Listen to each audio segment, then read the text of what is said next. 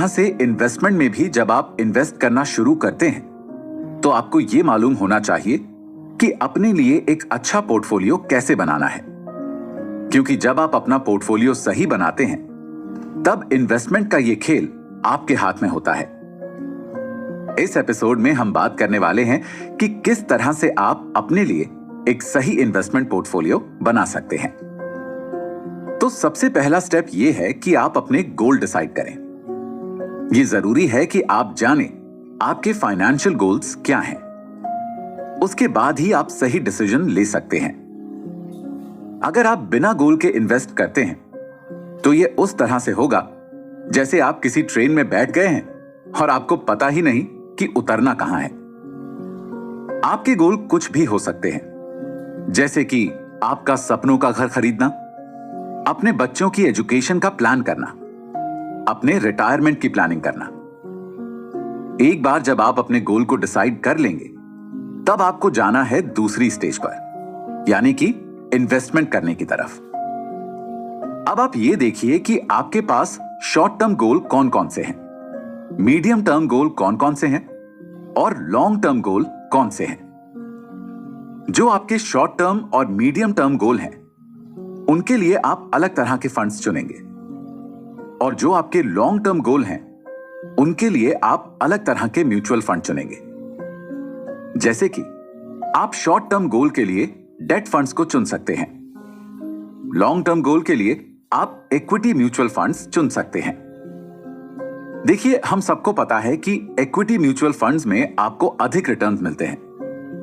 तो जब भी आप किसी म्यूचुअल फंड में इन्वेस्ट करें तब यह भी देखें कि पॉजिटिव रिटर्न्स के लिए आपको मिनिमम कितने साल तक इन्वेस्ट करना जरूरी है। जनरली अगर बात करें तो आप चाहे किसी भी इक्विटी म्यूचुअल फंड में इन्वेस्ट करें, आपको 5 से 7 साल तक का टाइम फ्रेम तो लेना ही चाहिए। अगर आप 5 या 7 साल से कम समय तक इन्वेस्ट करना चाहते हैं तब आपके लिए डेट या हाइब्रिड फंड ज्यादा बेहतर ऑप्शन है। अगर आप इक्विटी फंड चुनते हैं और इस बात से कंफ्यूज हो जाते हैं कि आपको कहां से शुरू करना चाहिए, तो यह एक अच्छा ऑप्शन है कि आप इंडेक्स फंड से शुरुआत करें। तीसरा और सबसे अहम फैक्टर है कि आप अपनी इन्वेस्टमेंट को डाइवर्सिफाई करें। एक बार जब आपको यह मालूम चल जाता है कि आपका गोल क्या है और आपके गोल के लिए कौन सा एसेट क्लास सूटेबल है, तो फिर आपको अपनी इन्वेस्टमेंट को डाइवर्सिफाई करना है। मान लीजिए आप अपने बच्चे के लिए और उसकी हायर एजुकेशन के लिए इन्वेस्टमेंट करना चाहते हैं। आपको 10 से 12 साल के बाद इस पैसे की जरूरत है, तो आप ये करेंगे कि आप इक्विटी फंड में बहुत ज्यादा पैसा इन्वेस्ट करेंगे, लेकिन पूरी तरह से इक्विटी फंड में नहीं करेंगे। आप अपने प्रोफाइल में थोड़ा गोल्ड में इन्वेस्ट कर सकते हैं और थोड़ा डेट कंपोनेंट्स में भी इन्वेस्ट कर सकते हैं। इस तरह करने से आपका रिस्क थोड़ा कम हो जाएगा और आपके पोर्टफोलियो की वॉलेटिलिटी भी रिड्यूस हो जाएगी।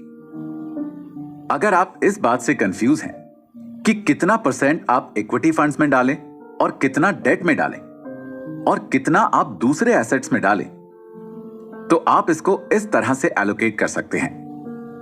50% आप इक्विटी में एलोकेट कर सकते हैं, 30% पैसा आप डेट फंड्स में लगा सकते हैं और 10% पैसा आप गोल्ड में इन्वेस्ट कर सकते हैं। यहां पर आपको एक बात का और ध्यान रखना है कि आप अपनी इन्वेस्टमेंट को केवल एसेट क्लास के बेसिस पर डाइवर्सिफाई नहीं कर सकते। आप उसे एसेट के अंदर भी डाइवर्सिफाई कर सकते हैं। जैसे कि अगर आप इक्विटी में इन्वेस्ट कर रहे हैं तो उसके अंदर आप लार्ज कैप, मिड कैप और स्मॉल कैप फंड्स में इन्वेस्ट कर सकते हैं। लार्ज कैप में वो कंपनीज आती हैं जो बहुत बड़ी कंपनीज हैं और जिनका बहुत स्टेबल रिटर्न होता है। मिड कैप में वो कंपनीज आती हैं जो अधिक बड़ी नहीं होती पर उनकी ग्रोथ का बहुत चांस होता है। स्मॉल कैप में ऐसी छोटी छोटी कंपनीज आती हैं जो बहुत अधिक ग्रोथ दे सकती हैं। दोस्तों, हमेशा अपनी इन्वेस्टमेंट को रिव्यू करें और बैलेंस करें।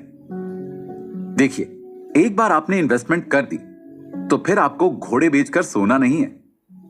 आपको टाइम टाइम पर अपनी इन्वेस्टमेंट को रिव्यू करना है, क्योंकि टाइम के साथ आपका फाइनेंशियल सेंस भी डेवलप करता है और आपका नॉलेज भी ग्रो करता है।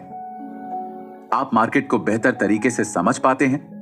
तो हो सकता है कि 3 साल पहले आपने जो डिसीजन लिया हो, 3 साल बाद आप उससे बेहतर डिसीजन ले सकते हो।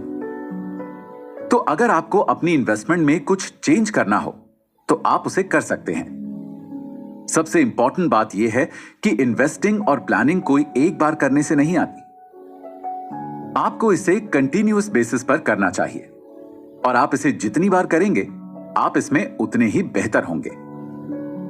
चलिए आपको इन्वेस्टमेंट का एक कड़वा सच बताते हैं। चाहे कोई आपसे कुछ भी कह ले, मार्केट में किसी भी तरह के इन्वेस्टमेंट में रिस्क जुड़ा हुआ होता है, लेकिन इसका यह मतलब नहीं कि आप इन्वेस्टमेंट ही ना करें। पर इसका यह मतलब जरूर है कि आप इन्वेस्टमेंट के साथ जुड़े हुए रिस्क मैनेजमेंट को जानें। इसलिए अगले एपिसोड में हम बात करने वाले हैं तमाम ऐसे टिप्स और ट्रिक्स के बारे में जो आपको एसआईपी से जुड़े रिस्क मैनेजमेंट में हेल्प करेंगे।